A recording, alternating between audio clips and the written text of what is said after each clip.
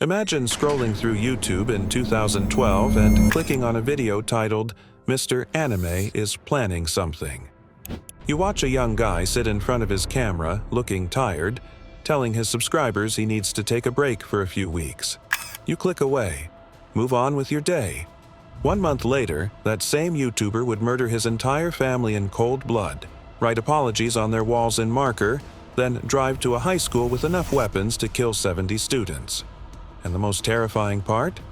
He'd been documenting his descent into madness the entire time, uploading it for thousands of people to see. Nobody noticed, nobody stopped him, and 3 people paid the price. This is the story of Trey Sesler, the first YouTuber ever convicted of murder. In 2006, a 17-year-old kid named Trey Sesler started a YouTube channel called Mr. Anime. If you were into anime back then, you might have even watched him. He'd sit at his desk, enthusiastically reviewing shows, making skits with friends. Just wholesome early YouTube content. "We're partying back there, partying up here, woo," he'd say with genuine excitement. His subscribers liked him.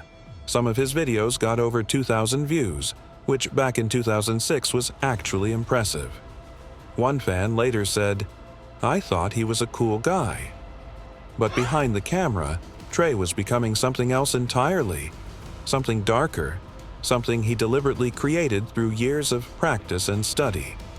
By March 2012, investigators would call him a textbook psychopath. His own confession would reveal he'd been training himself to become a killer for years. And he'd documented the whole thing on YouTube. Trey Eric Sesler was born August 3, 1989, in Waller, Texas, a small town outside Houston. Pretty typical family on the surface. His dad, Lawton, was 58, worked hard his whole life. His mom, Rhonda, was 57, devoted to her 2 sons. His older brother, Mark, was 26, had his life together. And then there was Trey, 22 years old, unemployed, living at home, spending most of his time on the couch playing video games and making YouTube videos. That friction between him and his dad? It was building. During Trey's confession, investigators noted how he kept coming back to it. This tension with his father, who expected more from him. But at the time, his family probably thought it was normal young adult stuff. On September 14, 2006, Trey created 2 channels, Mr. Anime and LensCap Productions. Early videos show someone who genuinely loved what he was doing. Anime reviews, short films with friends featuring elaborate sword fights and special effects. Here's something chilling. He even made a tutorial on how to create realistic, fake gunshot wounds. At the time, viewers thought he was just into filmmaking. Looking back, it's hard not to wonder what he was really preparing for. But his subscribers didn't see what was happening behind the scenes. How could they? The change happened gradually. Around 2012, Trey's videos started shifting. He made one called My Thoughts on NEETs, basically about unemployed people who've withdrawn from society. The bitterness in his voice was obvious. He was talking about himself. His anime reviews got angrier. He'd rage on camera saying things like, "Yu-Gi-Oh was so bad in my mind that I just want to kill somebody." Dark humor, right? Except it wasn't humor. Weapons started appearing in his videos more often. He'd wave around guns and knives, talking about destroying things. He looked different too. Tired, disconnected, like something was eating away at him from the inside. In one video about Evangelion, he said something revealing. Shinji, tragic hero, experiences fear and loneliness. And I would like to challenge anyone out there that has never had thoughts of fear and loneliness in their life. His subscribers probably related to that. They had no idea how deep his isolation actually went. But here's where it gets truly disturbing. While uploading these videos, Trey was conducting a very different kind of research. On his laptop, investigators later found a document where he'd literally graded serial killers like they were homework assignments. Ted Bundy, Jeffrey Dahmer, Aileen Wuornos. He wasn't just reading about them, He was analyzing their methods, comparing their weapons, rating their efficiency. He told detectives he was a student of serial killers. He meant it literally. And he wasn't just studying, he was practicing. During his 8-hour confession, Trey admitted to years of escalating behavior. Killing animals, starting with small ones and working up to family pets, setting fires during the area's devastating wildfires. Most chilling, he'd been shooting at Waller High School, his old high school, at night. Police responded twice but thought it was hunters. They had no idea someone was practicing for a massacre. Psychologists who've studied this case say what makes it so disturbing is that Trey desperately wanted to be a killer and actively worked to achieve it. He had internal conflict, part of him still had a conscience, but he practiced overcoming his feelings of remorse and guilt. He was literally training himself to suppress his own humanity. Every dead animal, every fire, every gunshot at the school, training exercises. Before we continue, if you're as disturbed and fascinated by this case as we were researching it, subscribe. We explore the darkest corners of criminal psychology on this channel, diving into cases most people won't touch. We analyze, we don't sensationalize. Now, let's talk about the video that haunts everyone who's seen it. On December 27, 2011, Trey posted about having a collapsed lung.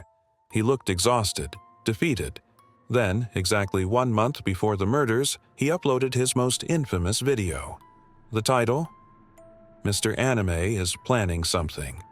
He sits there calmly, telling subscribers he's taking a break for a few weeks. Never says what he's planning. But there's something in his eyes. When you know what happens next, it makes your blood run cold. Investigators believe he was saying goodbye without actually saying it. That video's still discussed in true crime communities because of how chilling it is in retrospect. What was Trey planning? He was obsessed with Columbine.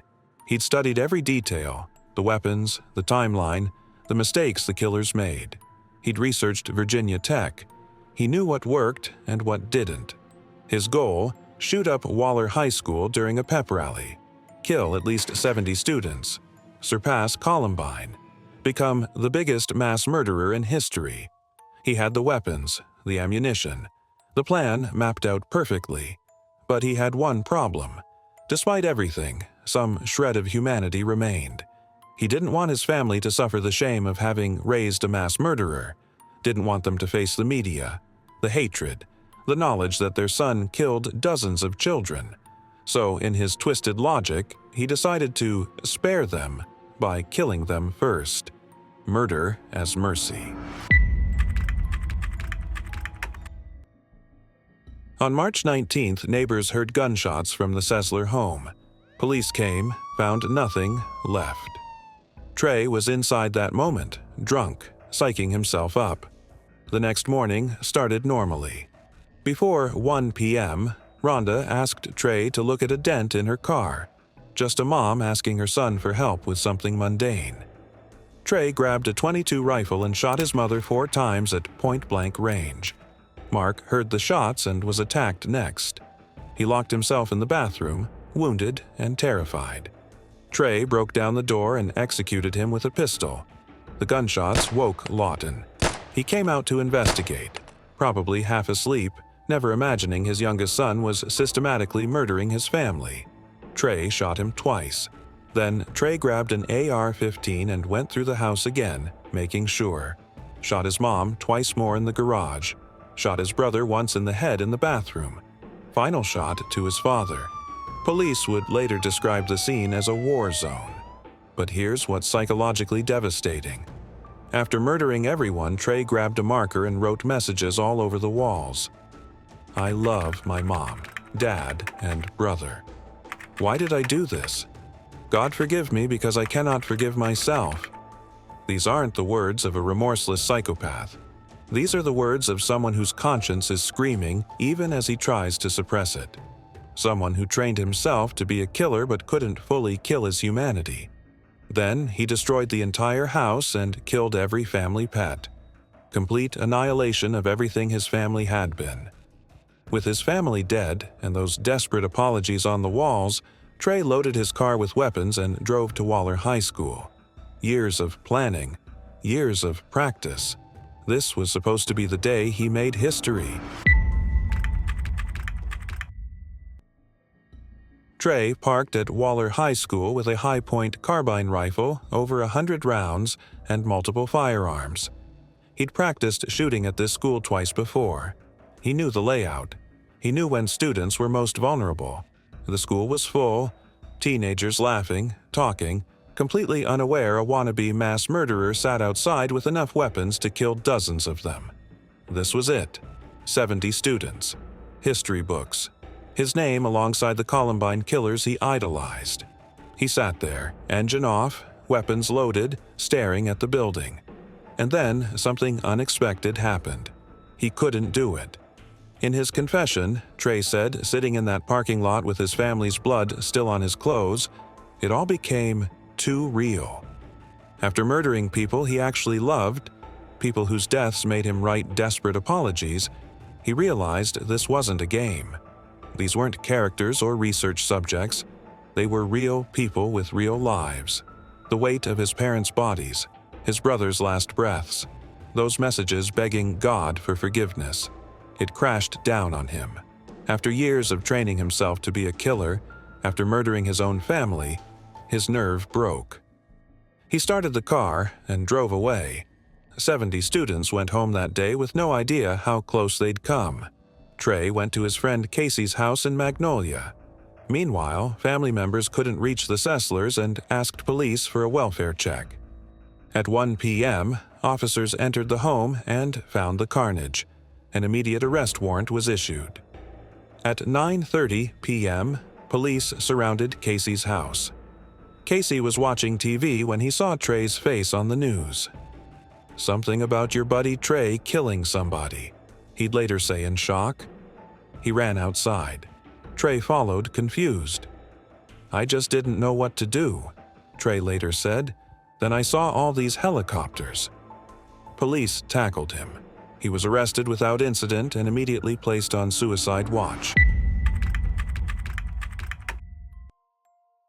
1 month later, Trey sat down for an 8-hour interrogation with Texas Rangers, the FBI, and local detectives. Sheriff Glenn Smith described him. "It is quiet. He is respondent. He will tear up sometimes." He realizes the severity of this. He was a self-described loner who cried while admitting to the killings. But tears didn't change what he confessed. He admitted killing his family because they were the first immediate human targets in his sight. Contradicting his claim about sparing them shame, he admitted years of studying serial killers, grading their work in online forums, admitted killing animals and pets for practice, setting fires during wildfires, shooting at Waller High School twice while police thought it was hunters. He admitted his Columbine obsession, his plan to kill 70 students, his goal to become the biggest mass murderer in history. And he admitted that in that parking lot, with everything ready, he simply couldn't do it. After all the practice, all the study, all the deliberate suppression of his humanity, he couldn't cross that final line. Trey Eric Sesler was charged with capital murder, held on $5 million bond. In August 2012, he was sentenced to life without parole. He became the first YouTuber ever convicted of murder. Trey Sesler's case is one of the most disturbing examples of how someone can deliberately corrupt themselves into becoming a monster. He wasn't born this way. He made himself into this. Through years of practice, killing animals, setting fires, shooting at schools, studying killers, he tried to become the psychopath he thought he needed to be. And he documented it all on YouTube, uploaded videos while descending into madness, built an audience of thousands who watched him deteriorate without understanding what they were seeing. He literally posted, "Mr. Anime is planning something, and nobody could stop it. 3 people are dead. Rhonda Sesler, 57. Lawton Ray Sesler, 58. Mark Allen Sesler, 26. They loved him, raised him, gave him a home. He murdered them and wrote apologies on their walls, proof of the humanity he couldn't fully destroy." 70 students came within one moment, one parking lot breakdown, of dying in what could have been one of the deadliest school shootings in history. They went home that day, never knowing how close they came. Trey sits in a Texas prison today serving life without parole. He's 36 now. He'll die behind those bars. The Mr. Anime channel is gone, though fragments remain scattered online, evidence of a descent nobody stopped. The haunting question isn't just what made Trey become a killer. It's whether anyone could have seen the warning signs and stopped him before 3 people died and 70 others nearly followed. Or was he too far gone the moment he decided to stop being Trey Sesler and start becoming the monster he desperately wanted to be?